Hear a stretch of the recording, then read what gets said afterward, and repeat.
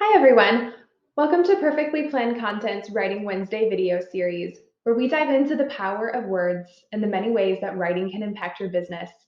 My name is Lauren Keller, and I'm so excited to bring you a video series that's completely dedicated to the craft of writing.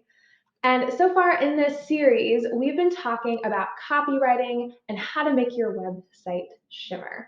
I've tackled the homepage and the about page. So up next, we're going to talk about the services page.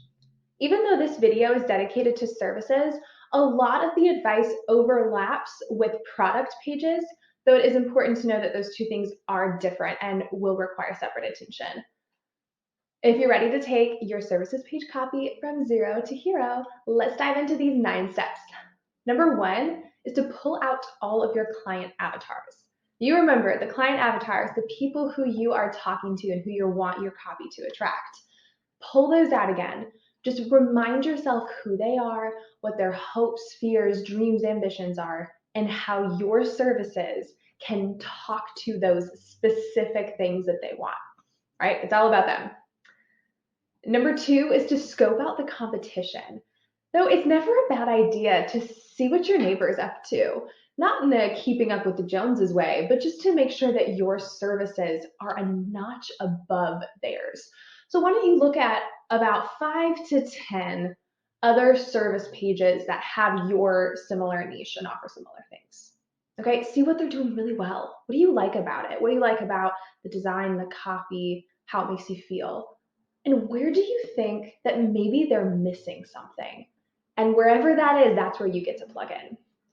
So when you make your offering different or you highlight those differentiators, it makes you stand out. Number 3 is don't hide from your audience's pain points.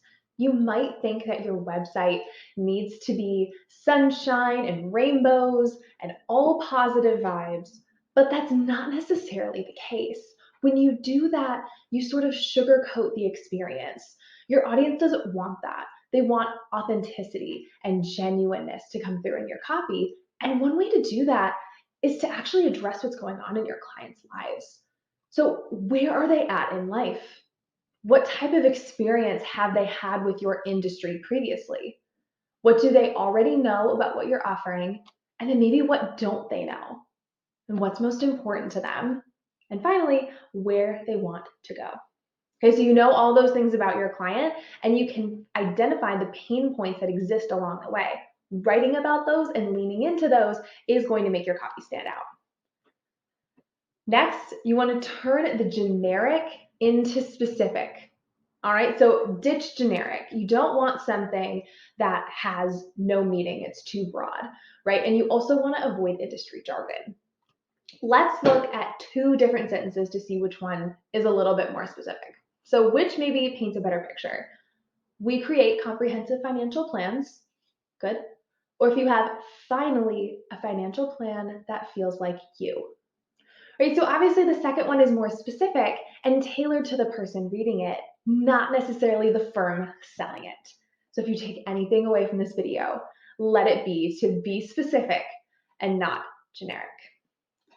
And number 5 is to create a separate page per service. This recommendation ties nicely into your SEO efforts. Creating distinct pages can be an SEO gold mine because it allows you to optimize your on-page copy. So you get to talk about your focused keywords, increase your rankability, use storytelling, and then also your back-end copy. So there's a lot of rich opportunities to update your meta descriptions, title tags, create unique URLs, all of those things that Google and other search engines really like to see. So in addition to the SEO clout, it's also really good for readability to have separate service pages per service offering. And this tends to work best in the following scenarios, is if you have multiple niches. So your service for a millennial probably won't be the same as a service for a Gen X. Or if you work with specialty fields like physicians or lawyers, but you also work with families. Those 2 different people are going to have different needs. And so tailoring the pages to each of them is a wonderful way to attract your ideal audience, speak in the language that they use, and get some SEO clout in your back pocket. If SEO is a top priority, of course, as we discussed, that's a really excellent strategy, is to bring multiple pages into the mix. If you have several distinct services, sometimes financial advisors have one core offering, and that's excellent. That should be on one page. But if you have multiple offerings like investment management, financial planning, you collaborate with an estate planning attorney, what have you, those things tend to be best on separate pages. The last thing is if you have a lot to say. Now, sometimes there's a fallacy that shorter is better in every kind of context, but really it's just about being specific. So you can put some words on the page and tell a story, but it's best to do that when you have separate pages so that your audience doesn't have to scroll on and on and on. Next, you want to use case studies and testimonials. This can be a fabulous way to highlight the use cases for your services. So how has someone who has been through your program, done your service, doing now? Why did they love it? It really helps with creating trust for prospective visitors and just adds so much depth and richness to this part of the site. Next is you want to give a service-based content offer. So just like on the home page where you have a free content offering, it's a really good idea to do this on the services page as well. So if you're working with lawyers and maybe you have 5 top financial to-dos for corporate attorneys, whatever it is, and you make that download accessible on the service page, again, it just helps tell the story and makes everything extremely cohesive. Next, you want to have a click-worthy call to action. This is where your audience gets to do the thing you want them to do, right? Is book your service call with you, download your quiz or PDF, anything that you want them to do. Just ensure that you have that call to action extremely clear.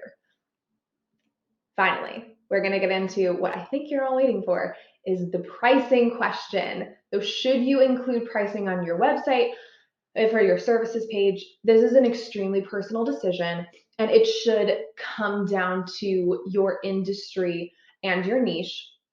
There are a few ideas here, so let's go through them.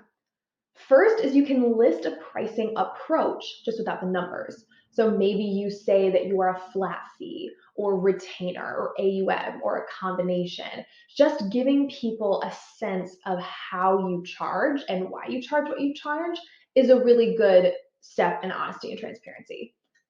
You can also give a starting at price. So sometimes pricing may vary based on the complexity of someone's situation, but you have a base fee. So you never take less than whatever it is per month or per year. You can also write out a typical client persona if you're uncomfortable with giving specific pricing. So, someone with $1 million in investable assets is our ideal client, something to that degree, so that people who are on that page and aren't an ideal fit can self-select out. And finally, you can just list your prices if that's what you want to do. I think that can be an excellent way to be transparent and honest and just help people understand what they're getting into before booking a call. And that's it. So cheers to a fantastic services page. It can be really, really challenging, but when you keep these tips in mind, you can create compelling, relatable content. Thank you so much for listening. Until next time.